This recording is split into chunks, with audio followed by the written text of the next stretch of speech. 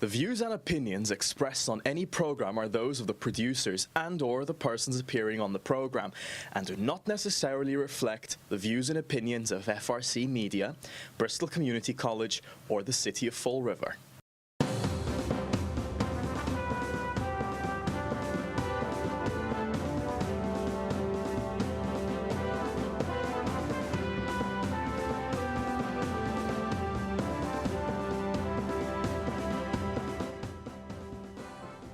Well, hello. Welcome to Spindle City Straight Talk. I'm Chip. And I'm CJ. And it is Friday in the Riv, and off we go on a Friday.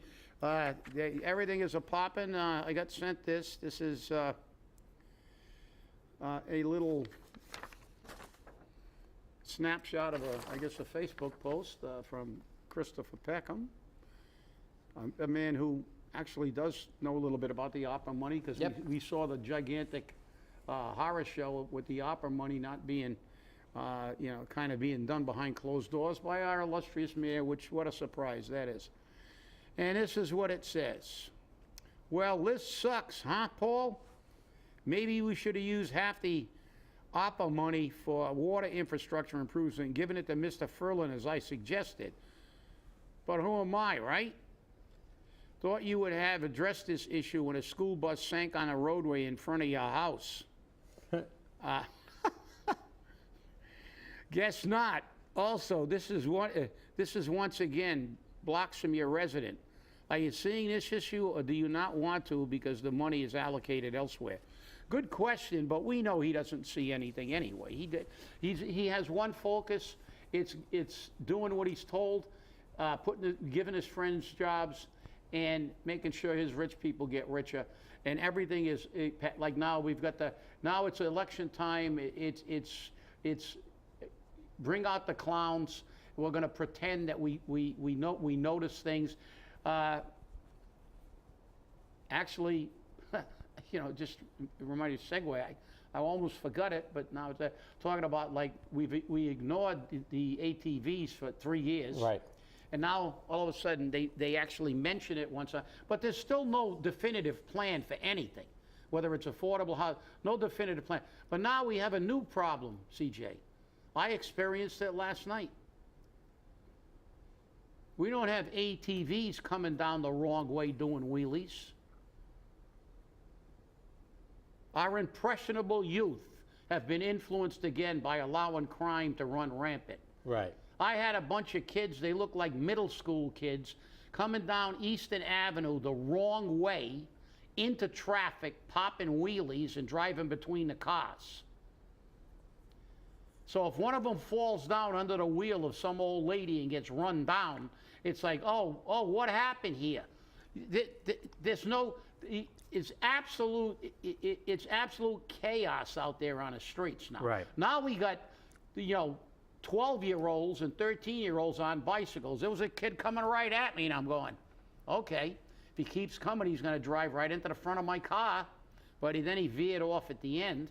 But they're driving down, they're going south on the northbound lane of Eastern Avenue, and there was about 9 of them, a whole slew of them. And they were having a good time laughing, creating havoc with traffic. And there are some people that get nervous behind the wheel and stuff that could cause an accident. It's just ridiculous. But again, everything now is, all of a sudden we got showers for the, you're the champion of, now he's the champion. Well, a champion would actually have a plan. He's been in office over 3 years. Has he ever said, I'm a leader, we've got a homeless problem, I'm not going to take their tents away. We're going to now come up with a comprehensive plan. We're going to try to end homelessness, not give them a shower and let them do their laundry now because it's an election year. That's right. It would be, let's see the people who need help because they have obviously issues, mental issues. Let's see if we can direct them to something to help them. Let's help some people who need financial help. Maybe they're homeless because they can't afford the rents that you are driving up with your total disregard for housing. Again, and then they announced They announced with his crony, oh, they're going to build 11 units or some crap. Look, you're not addressing it. You never had a definitive plan. Mitchell did. You don't have a definitive plan for the ATVs. You don't have a definitive plan to fix the police department. With all the lawsuits we got, there's been no oversight to see if anything's been corrected in the police department. All you do, and now we got, you went through the trouble. Now, with a drum roll, We have a plan. they have a plan, and for the electric buses that he got for free because they got a grant. Yep. Just like when mayors used to take credit for getting fire engines that they didn't pay for. So it was during politics. Oh, I got fire engine. No, you didn't. The feds gave them to you. It was a handout.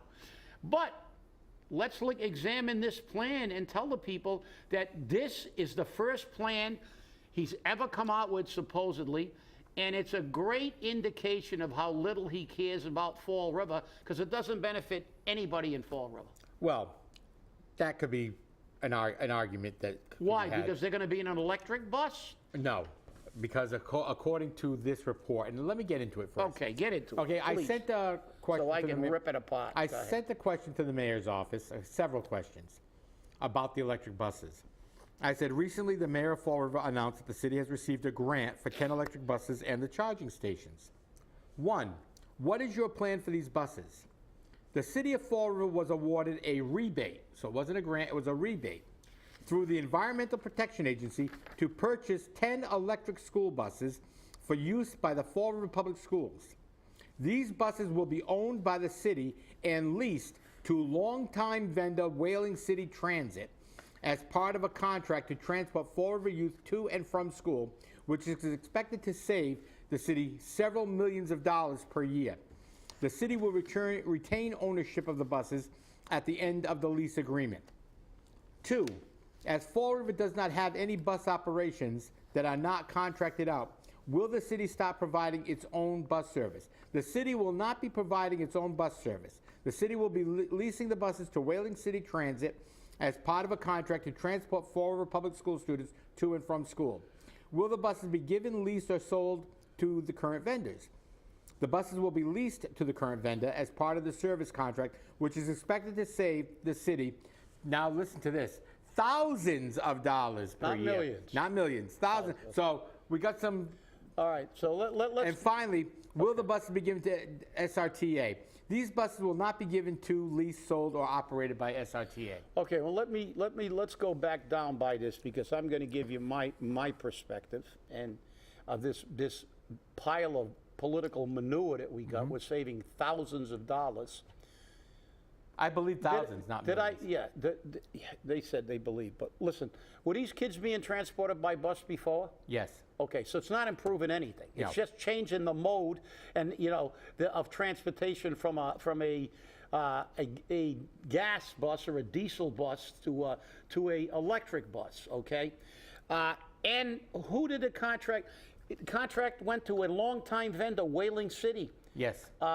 They're based out of Westport. The last time I checked, the Whaling City was New Bedford, and Fall River is the Spindle City. That's right. So we give it to an outside city vendor. Right? Do we have city vendors? Yes, we do. We do. We have city vendors. So did we say to the city vendors, do you want this piece of the action? Because I love Fall River. I love Fall River. That's why I lived in Somerset from 1994 to 2016 when I ran for election. So, and I looked it up. I'll say it. So I love Fall River, but Fall River gets. They lease the buses. There's no change in the transportation because these kids were being transported before. This again is a crock of optics because he's pretending that he did something. What did he do? He got electric buses, which probably will end up costing us more money in the long run because we're leasing them to them. Right, and the interesting thing is this. And they have to be maintained. They do, and electric buses are not cheap to maintain. Yeah. Let's make that perfectly clear. A diesel or fuel bus is much easier to maintain than an electric, because if the battery goes, it's not cheap. And what happens? What happens in the winter? when they don't hold a charge long. Exactly. And they can't run because they're not running. Right. You know, because how long is this bus? Because these buses are large, and we know that even with the commercial charging stations, these things take almost a half a day or a day. There was one I saw a program a while back on these things, and it was on a big Range Rover, and it took, with a regular a house charger, not a commercial, Right. 3.5 days to charge it. I believe it. I believe it. Now, one of the interesting things is this, because they're leasing it to Whaling City, okay? Was an RFP sent out? Does an RFP have to be sent out? Were the other vendors given an opportunity, as you said? Okay? Now, who's paying for the drivers? Obviously, Whaling City is going to have to pay for the drivers. Well, all we got to do is going to do a shift. We're going to take the salaries and benefits for the drivers and take it off the lease. I don't know. But look, this is just... And are we going to be charged as a city for the transportation? Because we own the buses. A lot of this is still unclear. Well, yeah, and look, it's much to do about nothing, because those kids were being transported. So now, you know, we can give them the Wokey Award for getting electric buses. For, you know, they had a credit. You know, this is all semantics. You know, oh, we got a credit, we got a rebate. Oh, you got it for free. You got it from the feds, whatever. But they got it, and it's not. They're not paying for them, Right. fundamentally. But the whole thing is, what is this about? It's about transporting the kids, which we already have. And what I'm wondering is, Whaling City's out of Westport. We know how close the Westport delegation is to the Fall River delegation. That's right. And I'm wondering if any of these people involved with this company, as you said, it was an RFP sent out, how much have they donated to his campaign? And, you know, it's like, where's the Fall River? Yeah, we've got, you know, you can't get anybody from Fall River in a Fall River job except the people he wants to put in at the lower end jobs. The higher end jobs are all taken from, you know, we got a CFO from Warwick. You know, we've got people from Seekonk that we know got traipsed over here. But the problem is, Fall Riverites are left out. This is politics to say he did something. So let's go back in a Wayback Machine. You remember the Wayback Machine? Yeah, Mr. Peabody. Yep. Let's go in a Wayback Machine. In case you guys don't know it, you'll have to go look up Mr. Peabody. That's right. That's right. In a Wayback Machine. Remember way back when he came out with that pathetic list of his accomplishments, like I fixed the traffic pattern. Yeah. You know. At the schools. Yeah, which he didn't. Right. But he fixed. It's still not fixed because, like I said, you know, Come by here at 2 o'clock in the afternoon to find out. Well, come back here. Yeah, come back here when they got one lane going ahead. It's not the middle lane is not you can go straight or go right. It's mandatory right all the time. Right. You know, I mean, I've seen areas where they say they've actually have signage in some cities where they have people like with a functioning brain cell that do these things. I've seen traffic patterns that say, you know, right turn only between these hours. and Seekonk used to have an intersection that had and that. You know the city that shows that the most, for you people who've never been to Washington, D.C.? Since 90% of the people who work in Washington, D.C. don't live in Washington, D.C. because it's a pit. It's one of the highest crime cities in the United States. It is a total disaster after dark. It's a wonderful city. It's got Smithsonian Institute, all the memorials, but it is a dangerous, dangerous place. And do you know that? And I was amazed the first time I went to D.C. to testify in front of the EPA. You know, in Washington, D.C., they've got like 95% of their streets in the morning are all one-way in. And at 4 o'clock in the afternoon, They're one way out. They're one way out. Yep. And I was walking from the International Association of Firefighters building over to the EPA to testify, and I saw all this traffic coming in, and they said, oh yeah, it's all one way, this way. And well, it must have been a tourist that was driving and came in the morning that way. Well, we came out of it in the afternoon, we testified all day. And as we're walking out, I see one car coming down, and there's like 6 lanes of traffic coming at him. Yep. And the guy's got, like, you could see, and they started laughing. They said, oh, this happens all the time. He said, this guy doesn't know he's a tourist because he went down this street this morning. He's going down the street. You can't. He's got to stop now and, and turn around. But no, we couldn't do that. So what happens now? You've got traffic that's going down President Avenue, heading west, backed up to the Rotary because it's only a single lane. And that happens even after school's out sometime when there's Right. a lot of traffic and nobody, and people, the only time you ever get a little relief is when people disobey the arrow and they go down that middle lane and go straight. Yep. But it's a right turn only lane. So, I mean, listen, but forget about that. Okay, you're saying I'm being nitpicking, I'm nitpicking. But, well, if you're going to do something, do it right or don't do it at all. But the reality is, how pathetic have you been as a mayor when one of your major accomplishments is fixing a traffic pattern?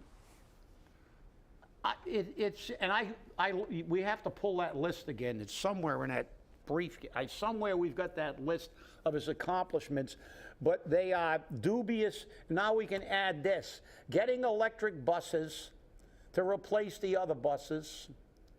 What's the next press release? Paul Coogan buys a new car for the head of DCM. Oh my God, what a great accomplishment. He got a car for him. We got buses. Oh, they're electric buses. Oh, now we're really wokey. Let's see the problems we have with the buses because, at some point in time, worst place in the world to have buses. You saw what happened in Texas, which Right. is pretty warm when it gets cold. Yeah. With electric stuff. They were without power. These things in cold weather, and we know look, I'll be the first one to say, we had a very fortunate winter this winter. Right. We did have a couple of really cold Yep. days, exactly. And what happens when these buses get stuck in the middle of the road because they died, or they maybe they'll be smart enough not even to take them out because they don't have enough of a charge. Right. And they also diminish their, the capability of that battery as they're running in a cold weather because it gets absorbed quicker. But look, this is just pathetic. It's just pathetic that this was even released. It was like, okay, that should have been an aside. Well, we got. Well, no, this was released because I asked the questions. All right, I asked. No, but they've questions. been talking about the electric buses. Right. You asked. You're the only one to ask questions. Everybody just said, "Oh, wonderful," and the harp seals were all, "Oh, that's beautiful. Look what Paul did. Paul got us electric buses." Well, and the thing is while I appreciate from an environmental standpoint, because again, tomorrow is Earth Day. Yeah, well. Okay, and today the mayor is doing Innovation Way. With volunteers to clean that up. And tomorrow they're giving away trees at Kennedy Park for people to plant. That's what he's best at. Okay. Optics. Let's walk around with a bag. Don't lead the city. Don't have a plan for anything that's substantial. Walk around with a bag and give out trees and masks. Probably purple bags. And you know something? I got a whole bunch of climate experts to say this whole thing is a sham. Right. Because remember, we were already supposed to be dead by now. Right. And we're Right. not. We're far from dead. Mm-hmm. And I don't want to hear it because, listen, you can call me a contrarian. You can call me an iconoclast. I don't care what you call me. This is BS. You're a conspiracy theorist. No, I'm not a conspiracy. Because I'm going to tell you right now, the United States is sticking this down our throat. Yep. They're not giving us an option. And the rest of the world is sticking it down our throat, and not one of them is requiring the 2 largest polluters on the planet Earth to comply with anything. And those 2 countries, in case you don't know it, are China and India. Okay? So don't give me that. I'll tell you what, if you're so concerned about the climate, and you have your big climate, and that nitwit Kerry goes flying over in his jet and pollutes the atmosphere even more, and they're going to tell how important this is, and you got a 12-year-old telling you what to do about climate control. I mean, this is absurd. You know, this is another con job. This is worthy of Joseph Goebbels again, because this is what they're doing. This is the big deal, to defer from the fact that we're on the verge of World War III. The economy's collapsing. They're predicting another depression. And what's Paul doing? Giving out trees and walking around with a bag. Not leading, not coming up with a program to undo homelessness, not a plan to fix the police department and get more people, not a plan to get enough affordable housing for a city of our size, and taking leadership, taking charge, taking responsibility like a mayor is supposed to do. I don't want to hear, I gave it to the Catholic Memorial. Oh, I gave it to this. Oh, I'm talking to CDA. I'm talking to this one. You're the mayor. You're supposed to say, we are going to build this much. These are the units. We're going to require it. I'm not going to ask. I'm going to tell people, you want to come to Fall River? I'm going to get developers that do this. And like they're doing all over the country, everywhere except here. But what do? You're giving out a tree. And I'm going to tell you, you can stick that tree where the sun doesn't shine the day after tomorrow. Okay? I don't care about the tree. I'm sorry. I don't care. When you go over to China and tell Xi Jinping to stop polluting after he chops your head off, I'll give you credit for being a martyr. Run you over with a tank. Or run you over with a tank or something like that. These people they're such phonies. And China is eating our lunch, and they're changing the international currency. But these people are saying, we have to do all these things and do them immediately to save the world, yet the two largest polluters in the world are allowed to go unfettered. Nothing. No control at all. Nobody dares say anything to India or China. So Right. that's another, that's like, that whole scam is just like Paul being a mayor. It's a big con because he doesn't do anything for the real problems. All they do is do stuff that, oh, look at the chimney with the emissions. Oh, look at this. Bull. Okay? So as you can tell, I'm not a big fan. If you're going to do it, require the whole world to do it. Right. And look what happened in Sri Lanka. They did it in Sri Lanka. Right. And the country went and they overthrew the government. People were starving.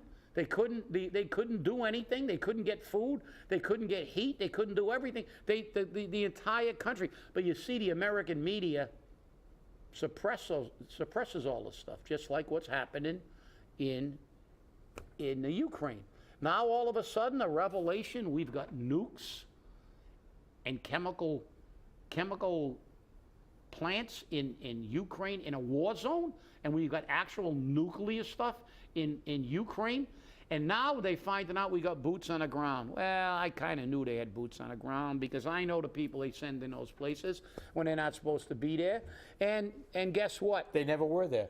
They never were there. That's right. But they caught them now. They got pictures of them. That's right. But now all of a sudden it's like, oh, and they're losing the war. And they've been losing the war. And the only guy ever to say that was a guy named Colonel McGregor. And there was only one guy that ever brought him on their show after he started speaking the truth. That was Tucker Carlson. Mm-hmm. Always has him as a guest. And he's been saying that from the beginning. Now he's been vindicated. And his opinion has been proven to be accurate. But this is what gets me. This kind of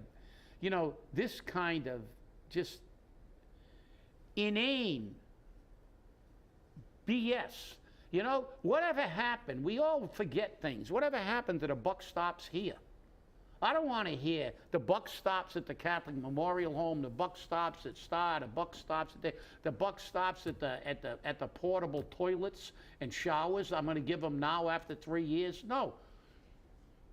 You're supposed to be a person who addresses these problems with permanent fixes for the people of Fall River. And you don't. I'm sorry. You just don't. Well, And Chris Peckham was right yeah, well, about it. Chris has been right about many, many things. I haven't seen him even take a vote on the wrong side of the fence. So, and that's why when we had somebody step down, and he was next in line, I really had hoped he would take the position. As did I. Yep, and it's a shame he didn't, because, I mean, granted, it would only be 2 people working for the people. The other 7 don't, but at least we'd have 2 voices to speak for us, and we need more city councilors to speak for us. Yeah, and there's an election coming up, and hopefully they work, because I got the list in front of me. There's a few new names. Okay, what do you got? Oh, we read them before. But, Okay. Yeah, well, but, you know, I've got, this is the list that you pulled. Yeah. Yeah, we got Linda Pereira. Obviously. Obviously, that's another recycle. Retread, yep. Retread, recycle. Paul B. Hart, another recycle. David Sullivan, another recycle. Bradford Kilby, recycle.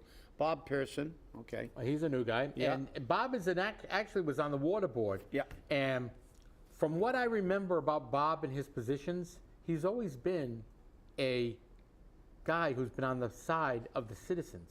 He wanted to do what was right.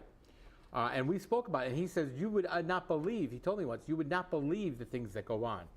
I said, Yes, believe we would. me. Yes, we would. Yeah, Yes, we would. exactly. Yes, we would.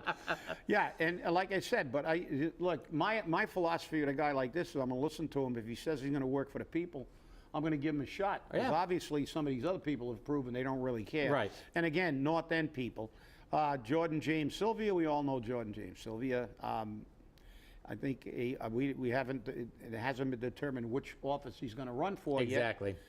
You know, I would like to see him run for council, because I think that his presence on a council would add some spirited debate to the council on a regular basis. Right, because, and you know, granted, Jordan has some very out there positions on taxes, on fees, on government, on police, fire, but he's at least taking a different position than the current 7 city councilors or 8 city councilors are taking. Yeah, that's why I would rather see him, because, you know, number one, in a mayoral race, it's a head-to-head.